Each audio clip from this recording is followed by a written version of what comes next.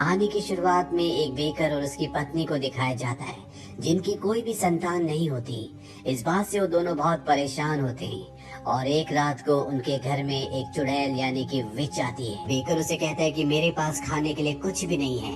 विच कहती है कि मैं यहाँ पर कुछ खाने के लिए नहीं आई, बल्कि तुम्हें कुछ बताने के लिए आई हूँ। बहुत सालों पहले जब तुम बहुत छोटे थे, तब तुम्हारे पिता यहाँ पर रहने के लिए आए थे। उस वक्त तुम्हारी मॉम प्रेग्नेंट थी और उन्हें सिर्फ हरी सब्जियां खाने का मन करता था।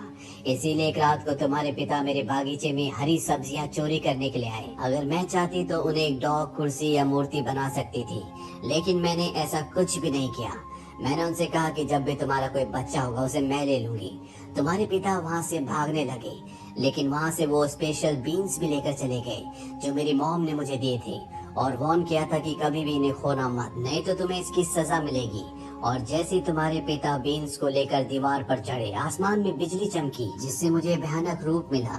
और जब तुम्हारी बहन पैदा हुई तो मैंने उसे ले लिया। साथ ही तुम्हारे परिवार को श्राप भी दिया कि कभी भी तुम्हारे घर में कोई भी बच्चा नहीं होगा, ताकि तुम्हारा फैमिली ट्री हमेशा के लिए जमीन के अंदर दफन हो जाए।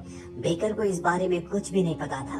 वो कहता है, क्या मेरा कोई भाई है? विच कहती है कि नहीं, तुम्हारी एक बहन है, लेकिन अब वो मेरी है। उसके बारे में मैं तुम्हें कुछ भी नहीं बताऊंगी। और अगर तुम चाहते हो कि श्राप तुम्हारे खानदान से हमेशा के लिए खत्म हो जाए, तो उसके लिए तुम्हें मेरे लिए 3 दिन के अंदर 4 चीजें लानी होंगी, क्योंकि 3 दिन के बाद आसमान में पूरा चांद निकलेगा। ये एक खास दिन होता है जो 100 साल में एक बार निकलता है। पहली, एक गाय जो दूध की तरह सफेद हो। दूसरा, एक केप जो खून की तरह लाल हो। तीसरा, एक बाल जो कॉर्न की तरह पीला हो। और चौथा, एक सैंडल जो सोने की तरह चमकदार हो। अब तुम जंगल में जाओ ताकि तुम्हें ये सारी चीजें मिल सके। अब जाने से पहले बेकर की वाइफ उसके पास एक कोट लाती है, लेकिन बेकर उसे फेंक देता है। वो कहता है कि ये मेरे पिता का था, उनकी वजह से सब कुछ हुआ है। बेकर की वाइफ देखती है कि उसके पिता के कोट की जेब से बीन्स गिरे हैं। वो समझ जाती है कि ये वही जादुई बीन्स हैं जो आज से कई साल पहले बेकर के पिता ने विच के बागीचे से चुराए थे। वो उन बीन्स को भी अपने साथ रख लेती है।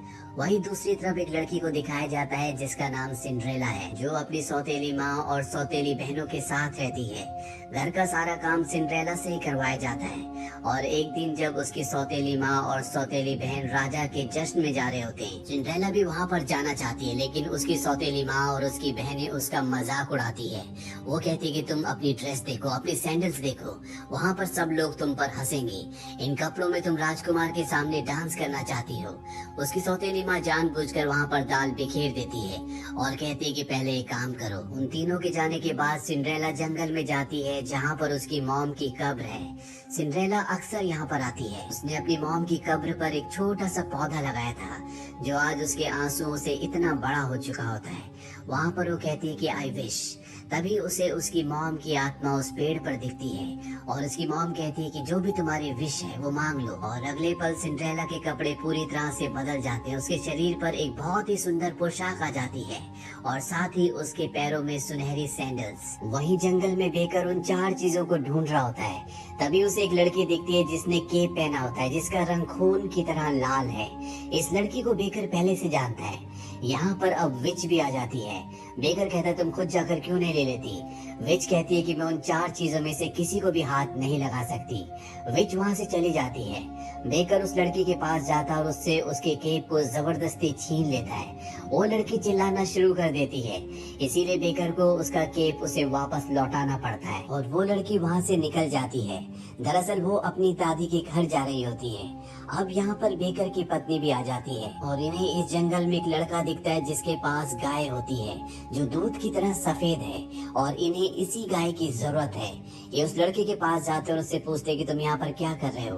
वो लड़का बताता है कि मैं शहर इस गाय को बेचने जा रहा था, पर मैं अपना रास्ता भूल गया। बेकर उससे पूछता है कि तुम इसे कितने में बेचना चाहोगे? वो लड़का कहता है कि 5 पाउंड्स में, लेकिन बेकर और उसकी पत्नी के पास एक भी पाउंड नहीं होता। बेकर की पत्नी कहती है कि हमारे पास 5 बीन्स हैं, जो कि मैजिकल बीन्स हैं। इसके बदले अगर तुम अपनी गाय देना चाहो तो हम तुम्हें बीन्स दे सकते हैं। हालांकि वो अपनी गाय कभी भी बेचना नहीं चाहता था, क्योंकि वो उससे बहुत प्यार करता है, लेकिन वो इस डील के लिए मान जाता है। वो बेकर से कहता है कि एक दिन मैं अपनी गाय तुमसे वापस जरूर लूंगा। वो बीन्स लेकर वहाँ से निकल जाता है और अब इनके पास एक चीज आ चुकी है। इसके बाद बेकर उस तरफ जाता है जिस तरफ वो लाल केप वाली लड़की गई थी। वहीं वो लड़की अपनी दादी के घर पहुंच जाती है, पर वहां पर एक भेड़िया भेष बदल कर लेटा होता है जो पहले उसकी दादी को खा चुका होता है। लड़की कहती है कि तुम्हारे कान इतने बड़े क्यों हैं? तभी बाहर बेकर एक चीख सुनता है और जब बेकर घर के अंदर जाता है तो वो देखता है कि वहाँ पर एक भेड़िया भेष बदल कर सोया हुआ है। उसने उस लड़की को और उसकी दादी को खा लिया है। बेकर उस भेड़िए का पेट फाड़ कर लड़की को और उसकी दादी को बाहर निकाल देता है। इसके बाद वो लड़की बेकर को अपने लाल रंग का केप दे देती है जो बेकर को चाहिए था। और अब बेकर के पास दो चीजें हो चुकी हैं। वहीं सिंड्रेला को दिखाया जाता है जो अपनी सुंदर पोशाक पहनकर राजा की पार्टी में राजमहल गई थी। वो वहाँ से भाग रही होती है। दरअसल उसने वहाँ पर राजकुमार के साथ डांस किया था और राजकुमार उसे बहुत पसंद करता है, इसीलिए राजकुमार उसका पीछा भी करता है। पर सिंड्रेला जंगल में पहुँच जाती है जहाँ पर बेकर्स की वाइफ जो कि गाय लेकर घर जा रही होती है वो उसे देख लेती है। सिंड्रेला वहीं पर छुप जाती है और तभी वहाँ पर राजकुमार आता है। राजकुमार बेकर्स की वाइफ से पूछता है क्या तुमने यहाँ से किसी लड़की को जाते हुए देखा? वो मना कर देती है। राजकुमार वहाँ से चला जाता है। सिंड्रेला और बेकर्स की वाइफ बातें कर रहे होते हैं और तभी बेकर्स की वाइफ देखती है कि उसके पैर में जो सैंडल है वो सुनहरे रंग की है और ये वही सैंडल है जो उसे चाहिए। वो इससे पहले कि उसकी सैंडल मांगती उसकी गाय यहाँ से भाग जाती है, इसीलिए उसे अपनी गाय के पीछे जाना पड़ता है। पर ना उसे गाय मिलती है और ना ही सिंड्रेला की सैंडल। अगली सुबह वो राजकुमार को दोबारा देखती है जो अपने छोटे भाई के साथ होता है। उसका भाई कहता है कि यहाँ जंगल में एक तार है जहाँ पर ऊपर जाने के लिए कोई भी रास्ता नहीं है, पर उसके बाल बहुत खूबसूरत और लंबे हैं। वो कौन की तरह सुनहरे हैं। मैंने कहा रुपंजल अपने बाल नीचे फेंको। उसने अपने बाल नीचे फेंके जिससे चढ़कर मैं ऊपर चला गया। ये बात बेकर्स की पत्नी सुन लेती है और उसे भी ऐसे बाल चाहिए जो कौन की तरह पीले हों, इसीलिए वो उस टावर के पास जाती है और कहती है कि रुपंजल अपने बाल नीचे फेंको। तभी वहाँ पर एक सुंदर लड़की आती है और ये लड़की और कोई नहीं बल्कि बेकर की बहन है जिसे विच ने अपनी कैद में रखा हुआ है, पर इसे नहीं पता कि विच ने इसे चुराया था। ये विच को अपनी मॉम समझती है।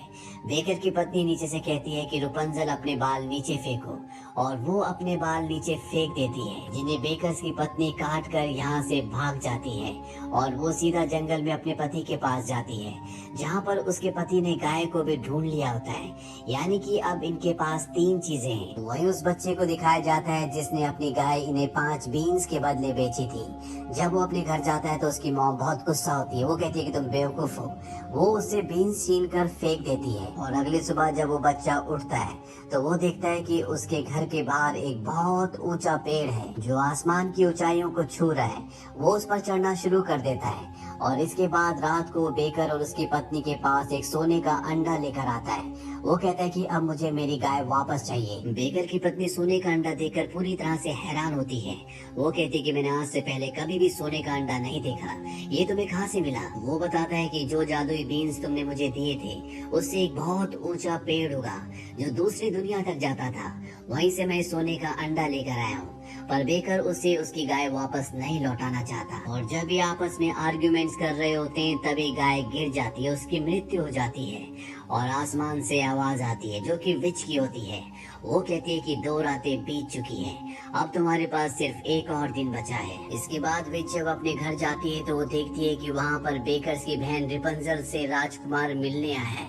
इस बात से उसे बहुत गुस्सा आता है और वो उसके बाल काट देती है। वहीं वो लड़का जिसने बेकर को गाय बेची थी, जब वो अपने घर जा रहा होता है तो उसे वो लड़की दिखती है जिसने बेकर को अपनी केप दी थी। वो देखता है कि उसके पास एक बहुत सुंदर केप है और जब वो उससे केप के बारे में पूछता है तो वो बताती है कि हम पे एक भेड़िए ने अटैक किया था जिसे हमने मार दिया और मेरी दादी ने उसी की खाल से केप बनाई है। वो लड़का भी उसे सोने का अंडा दिखाता है और बताता है कि मैं इसे जाइंट्स की नगरी से लेकर आया हूँ। वहाँ पर एक बहुत बड़ी मुर्गी थी जिसने अंडा दिया। वहाँ पर एक हार्प भी है जिसे बिना छुए बहुत ही मधुर संगीत निकलता है। वो लड़की कहती है कि तुम झूठ बोल रहे हो, अगर ये सच है तो तुम उस हार्प को लाकर दिखाओ। लड़का उसके चैलेंज को एक्सेप्ट कर लेता है और वो जाइंट्स की नगरी में जाकर उनका हार्प चुरा कर ले आता है। पर इस बात से एक जाइंट बहुत गुस्सा होता है और वो उसका पीछा करते हुए पेड़ से उतरने लगता है। पर इससे पहले कि वो धरती पर आता, लड़का उस पेड़ को काट देता है, जिससे जाइंट की मृत्यु हो जाती है। वहीं एक बार फिर से सिंड्रेला राजमहल के जश्न को छोड़कर भाग रही होती है, लेकिन उसके पैर सीढ़ियों पर चिपक जाते हैं क्योंकि राजकुमार ने यहाँ पर कुछ लगा दिया था। वो अपने जूते उतार के साइड में बैठ जाती है और बताती है कि वो राजकुमार से इसलिए नहीं मिलना चाहती क्योंकि जब राजकुमार को उसकी असलियत पता चलेगी तो वो कभी भी उसे एक्सेप्ट नहीं करेगा। वो अपना एक सैंडल वहीं पर छोड़कर दूसरा सैंडल लेकर वहाँ से निकल जाती है और जब वो घने जंगल में पहुँचती है तो बेकर की वाइफ एक बार फिर से उसका वहीं पर इंतजार कर रही होती है। वो सिंड्रेला से कहती है कि मुझे तुम्हारा सैंडल चाहिए। सिंड्रेला उसे देने से मना कर देती है। बेकर की वाइफ उसे वो बचा हुआ आखिरी जादुई बीन देती है, जिसे सिंड्रेला वहीं पर फेंक देती है। पर जब बेकर की वाइफ कहती है कि तुम मेरे जूते ले लो, इससे भागने में तुम्हें आसानी होगी, तो सिंड्रेला मान जाती है और उसे अपनी सुनहरी सैंडल दे देती है, जिसे लेकर वो बेकर के पास पहुंचती है। बेकर भी अब एक दूसरी गाय ले आया होता है और अब यहाँ पर विच आती है। विच कहती है कि ये वो गाय नहीं है जो मुझे चाहिए।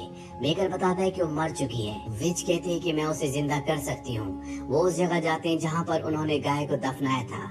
यहाँ पर वो लड़का भी होता है जिसकी वो गाय होती है। विच अपनी जादुई शक्ति से गाय को जिंदा कर देती है और इसके बाद एक एक करके उसे सभी चीजें खिलाई जाती है, पर गाय दूध नहीं देती, जिसे पीने के बाद श्राप टूटेगा। विच कहती है कि जो चीजें तुम लेकर आए हो उनमें जरूर कोई न कोई गड़बड़ थी।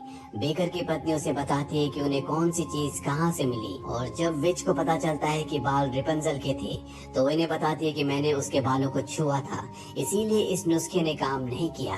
यहाँ पर जो लड़का होता है उसके पास एक कौन होता है। वो कहता है कि इसमें भी सुनहरे बाल हैं, क्यों ना हम गाय को इसे खिलाए। और जब गाय को कौन खिलाते हैं तो गाय दूध देना शुरू कर देती है, जिसे पीने के बाद विच एक बार फिर से खूबसूरत जवान हो जाती है। वहीं गांव में दिखाया जाता है जहाँ राजकुमार सिंड्रेला की छूटी हुई सैंडल को सबको पहना कर देख रहा होता है। सिंड्रेला की सौतेली बहन भी उसे पहनती है, पर वो सैंडल उनके पैर पर फिट नहीं आ रही होती। उनकी मॉम कहते हैं कि मुझे तुम्हारे पैर का अंगूठा काटना होगा। वो अपनी बेटी के पैर का अंगूठा काट देती है, पर वो उस सैंडल को पहनकर अच्छे से नहीं चल पाती, जिससे राजकुमार समझ जाता है कि ये इनके पैर के साइज की सैंडल नहीं है। तभी वहाँ पर सिंड्रेला आती है, जिसके कपड़े बहुत ही पुराने होते हैं, और जब राजकुमार उसे सैंडल पहनाता है तो वो उसके पैर में एकदम फिट आती है। राजकुमार समझ जाता है कि ये सैंडल यानी कि वो लड़की सिंड्रेला ही है। वो सिंड्रेला को अपनी गोद में उठा कर ले जाता है। तभी सिंड्रेला के वो पक्षी जो सिंड्रेला से बहुत प्यार करते थे, वो उसकी सौतेली बहनों की और माँ की आंखें फोड़ देते हैं, जिससे वो अंधी हो जाती है। कुछ वक्त बाद इनकी शादी होती है, जहाँ पर पूरा गांव आता है। यहाँ पर बेकर और उसकी पत्नी भी आती है, जिनका अब बेटा भी हो चुका है। रिपंजल और राजकुमार का भाई भी अब दोनों एक हो चुके हैं। और जब इनकी शादी हो रही होती है तभी यहाँ पर भूकंप आता है। राजकुमार सबको अपने गांव लौटने के लिए कहता है और तभी हमें जंगल में वैसा ही पेड़ दिखता है जिस पेड़ से वो लड़का जाइंट्स की दुनिया में गया था। दरअसल सिंड्रेला ने जो आखिरी जादुई बीन फेंका था, उससे यहाँ पर एक और पेड़ उग गया होता है। बेकर और उसकी पत्नी अपने बच्चे के साथ जंगल से होते हुए जब अपने गांव की तरफ जा रहे होते हैं तो उन्हें रास्ता सारा बदला हुआ दिखता है। तभी वो देखते हैं कि वहाँ पर वो लड़की बैठी है जिसने उन्हें अपना केप दिया था। वो लड़की उन्हें बताती है कि हमारा पूरा गांव उजड़ चुका है, रास्ते बदलने की वजह से मेरी दादी का घर भी मुझे नहीं मिल रहा। अब यहाँ पर बाकी के लोग भी आ जाते हैं और तभी यहाँ पर एक फीमेल जाइंट आती है। ये उसी जाइंट की पत्नी है जिसकी मौत पेड़ काटने की वजह से हुई थी। वो कहती है कि मुझे वो लड़का चाहिए जिस लड़की की वजह से मेरे पति की मृत्यु हुई। यहाँ पर विच भी होती है। वो जानती है कि पेड़ किसने काटा था। वो कहती है कि शाम तक हम तुम्हें वो लड़का दे देंगे। और इसके बाद वो जाइंट यहाँ से चली जाती है और अब सब के सब उस लड़के को ढूंढना शुरू कर देते हैं। वहीं बेकर जब उस लड़के को ढूंढ रहा होता है तभी उसे वहाँ पर सिंड्रेला दिखती है, जो अपने पुराने कपड़ों में होती है। वो बताती है कि उसने राजमहल छोड़ दिया क्योंकि राजकुमार के कई और लड़कियों के साथ भी रिश्ते थे। वही राजकुमार को दिखाया जाता है जो बेकर की पत्नी के साथ भी फ्लर्ट करता है। बेकर की पत्नी भी उसे मना नहीं करती।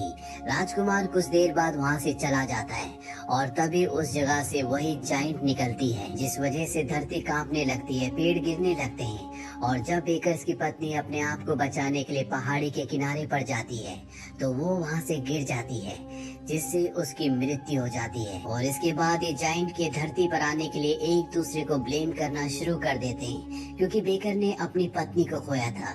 वहीं उस लड़की ने जिसने बेकर को लाल रंग का केप दिया था, उसने अपनी मॉम और दादी को, और जो लड़का हार ऊपर से चुरा कर लाया था जिसने पेड़ काटा था, उसने भी अपनी मॉम को खो दिया होता है। यानी उन जादुई बीन्स की वजह से जिससे वो बड़ा पेड़ उगा और जाइंट धरती पर आया, इनके अपने लोगों की मृत्यु हो गई होती है।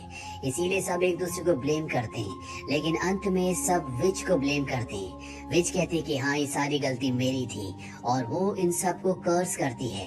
साथ ही वो अपनी मॉम से कहती है कि मुझे दोबारा पनिश करो, और तभी वहाँ पर टार का एक बवंडर बन जाता है जिसमें पिघलकर उसकी मृत्यु हो जाती है। बेकर अपनी पत्नी की मौत से बहुत दुखी होता है, इसीलिए वो अपने बेटे को वहीं छोड़कर जंगल की तरफ बढ़ चलता है। पर तभी उसे अपने पिता का अक्स दिखता है। वो कहते हैं कि तुम्हारी मॉम की मृत्यु के बाद मैं भी तुम्हें छोड़कर चला गया था। जो गलती मैंने की वो गलती तुम कभी मत करना, नहीं तो तुम अपने आप को कभी भी माफ नहीं कर पाओगे। बेकर को अपने पिता की बात समझ में आ जाती है और वो वापस अपने बेटे के पास आ जाता है। और अब यहाँ पर जितने भी लोग बचे हैं वो सब के सब प्लान बनाते हैं कि वो उस जाइंट को उस टार में यानी कि तारकोल में फंसा कर मार देंगे, जिसमें विच पिघल गई थी। और अब यहाँ पर जाइंट आती है, जिस पर सबसे पहले सिंड्रेला के पक्षी हमला करते हैं। इसके बाद ये सब भी उस पर हमला करते हैं और उसे उस टार के यानी कि तारकोल के पीठ तक ले आते हैं, जिस पर गिरने से उसकी मृत्यु हो जाती है। साथ ही वो पेड़ भी टूट जाता है जिस पेड़ से वो नीचे आई थी। अब जितने भी लोग बचे हैं सब के सब अकेले हैं, इसीलिए बेकर, सिंड्रेला और वो दोनों बच्चे एक साथ रहने का फैसला करते हैं। बेकर ये भी फैसला करता है कि वो एक अच्छा पिता बनकर दिखाएगा। इसी के साथ ये फिल्म यहीं पर खत्म हो जाती है। ये फिल्म ईयर 2014 में रिलीज हुई थी। IMDb पर इसकी रेटिंग है 5.9। उम्मीद करते हैं कि